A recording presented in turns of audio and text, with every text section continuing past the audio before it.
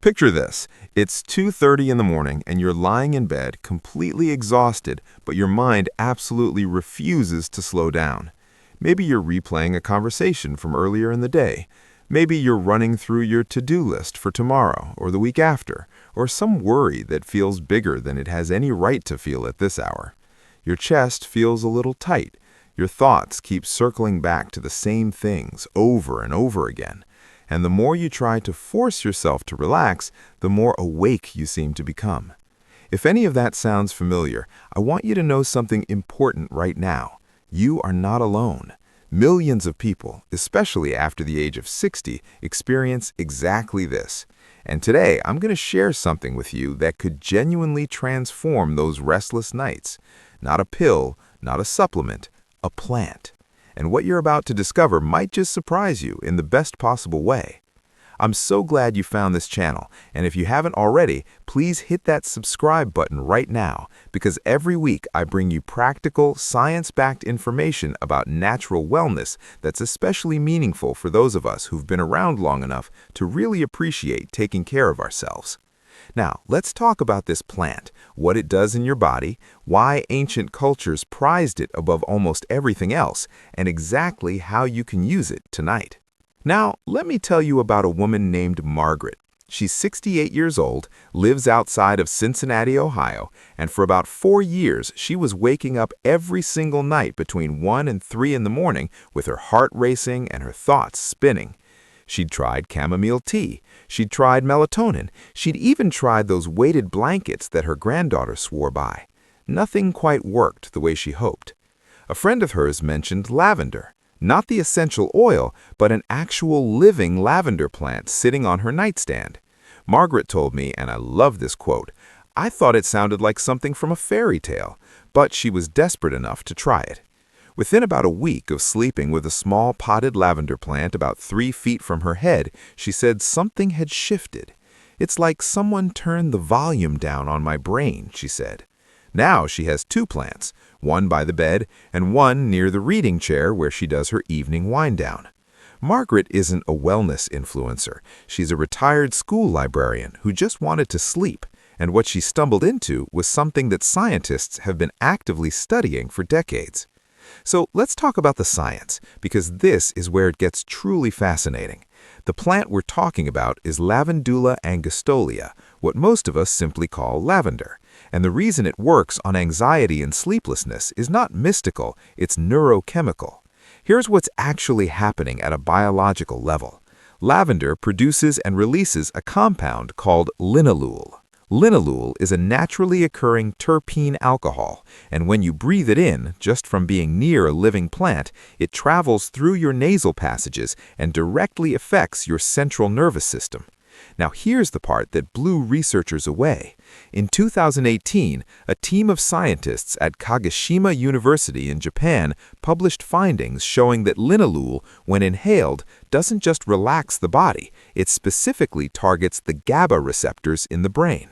Now, GABA stands for gamma-aminobutyric acid, and you can think of it as your brain's natural off switch.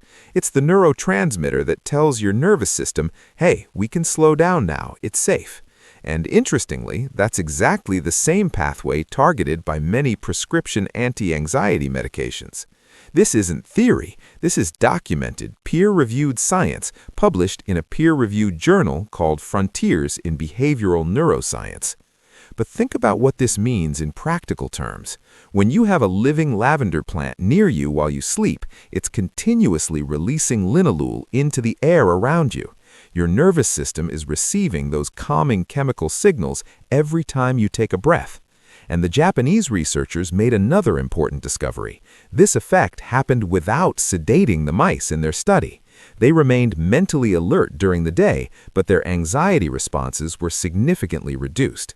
That's the difference between feeling drugged and feeling genuinely calm. There's also research from the University of Maryland showing that lavender reduces levels of cortisol, that's the stress hormone, in the bloodstream. When cortisol drops, your heart rate decreases, your muscles soften, and your brain can begin the process of actually winding down into proper sleep. At 60 or 70 years old, our cortisol regulation can become less efficient than it was in our younger years, which is partly why nighttime anxiety is so much more common after midlife. Tell me in the comments, have you noticed that? Have your nights gotten more restless as you've gotten older? I'd genuinely love to know your experience. Now here's where history enters the conversation, because people were not waiting around for university studies to figure this out. Civilizations separated by thousands of miles and thousands of years all independently discovered what Margaret in Cincinnati figured out on her own.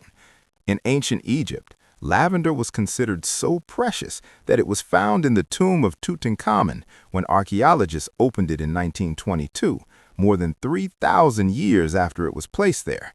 The Egyptians used lavender not only as a perfume and a preservative, but as a ceremonial aid for calming the spirit during rest and prayer. They understood, in their own language of course, that this plant had a relationship with the human mind that went beyond the ordinary. Different wisdom traditions describe exactly the same thing, just through their own lens. In traditional Chinese medicine, lavender, known as Sun Yi Cao, has been classified for centuries as a plant that soothes what practitioners call liver qi stagnation. Now that might sound unfamiliar to Western ears, but here's the translation. In TCM, when your energy gets stuck and can't flow freely through the body, it creates exactly the symptoms we're talking about: restlessness, racing thoughts, waking at 3 in the morning. Lavender was prescribed to help that energy move again. Where modern science says modulates GABA receptors and reduces cortisol, ancient Chinese medicine said moves stagnant liver qi. Same truth, different languages.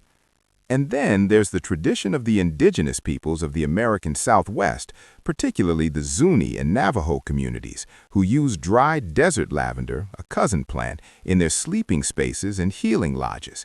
Elders would place bundles of it beneath sleeping mats or hang it near doorways to create what they called protected rest. They understood this plant as a guardian of the sleeping body and mind, something that kept harmful influences away during the vulnerable hours of sleep. Archaeological evidence has found lavender-based botanicals in sleeping spaces dating back thousands of years across multiple continents. There's something deeply moving about that, isn't there? People who never met, who never shared a language, all arriving at the same relationship with the same plant. That's not coincidence. That's the accumulated wisdom of human experience speaking to us across time. Now let's talk about something that modern practitioners and feng shui experts have observed, because this is where everything starts connecting in a really interesting way. In classical feng shui, the bedroom is treated as a sanctuary of yin energy, receptive, restoring, feminine in the elemental sense. The goal is to create a space that invites your nervous system to let go.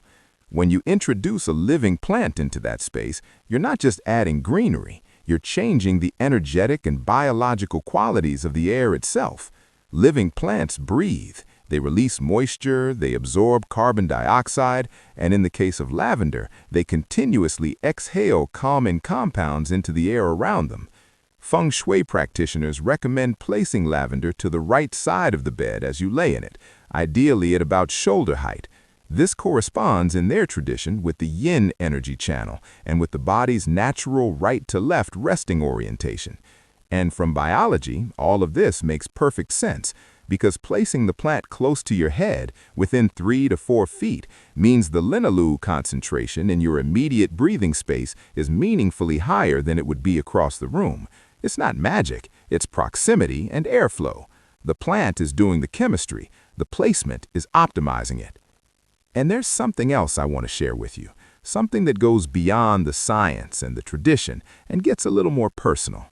There's a relationship that happens between a person and a plant they tend with care. When you water lavender regularly, when you speak to it a little, when you notice it growing and flowering, something shifts in you. Studies on horticultural therapy, that's the science of how caring for plants affects human psychology, have found that nurturing something living reduces cortisol, decreases feelings of loneliness, and creates a subtle but real sense of agency and purpose. After 60, those feelings matter enormously. Here's where everything converges. If that lavender plant is thriving under your care, it means you're doing something right. You're showing up, you're paying attention, you're creating the conditions for life to flourish. And in some quiet, reliable way, that plant reflects that back to you every time you walk into your bedroom. That reflection, that little confirmation that you are someone who tends and cares and nurtures, it matters. And the plant does this for you night after night, breath after breath. Now let's get completely practical, because I want you to be able to do something with all of this tonight. Here's exactly how to bring lavender into your bedroom in a way that will actually make a difference. First, choose a living plant rather than dried lavender or an essential oil diffuser. The research on linalool is most consistent with continuous low-level exposure from a living source, and many people find that artificial fragrance products actually create headaches rather than calm. If you're in the United States, you can find lavender plants at Home Depot, Lowe's, and Walmart garden centers for anywhere between $5 and $15.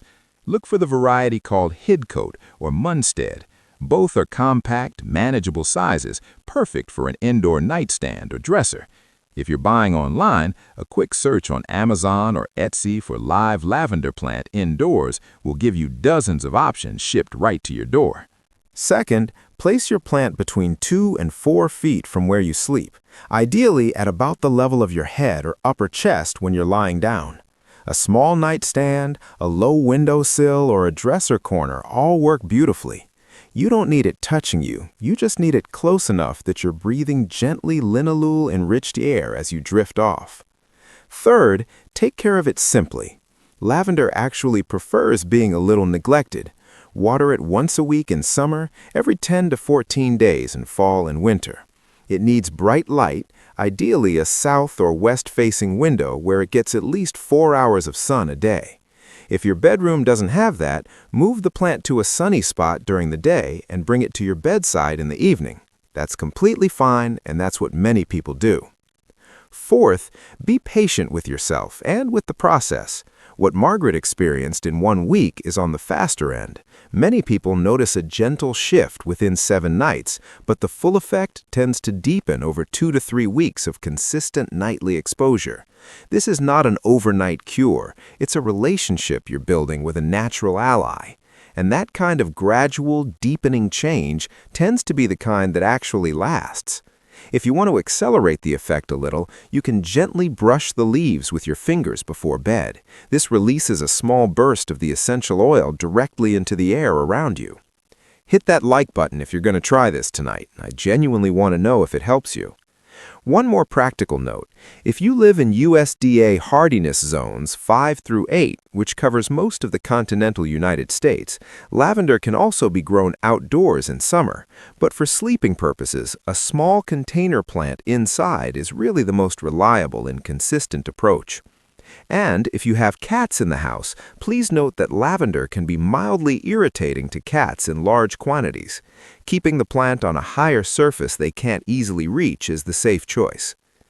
Before we close, I want to leave you with something I think about often. For thousands of years, human beings fell asleep surrounded by the natural world, the smells of earth and plants and night air, the sounds of living things.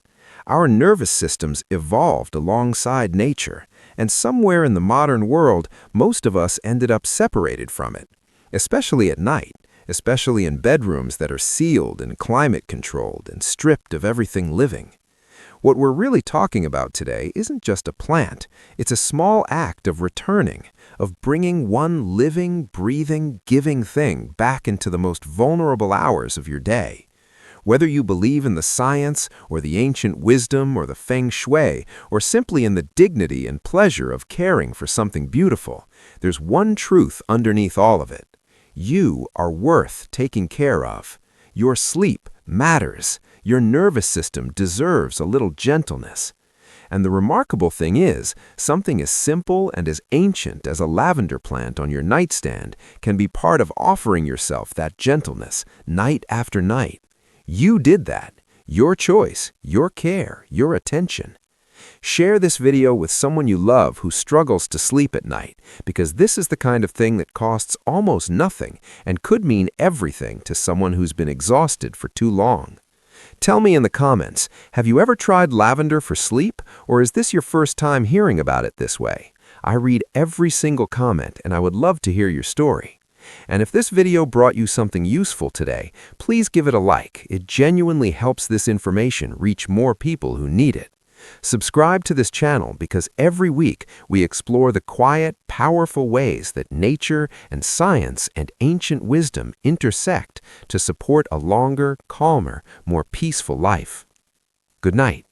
Take good care of yourself, and I'll see you in the next one.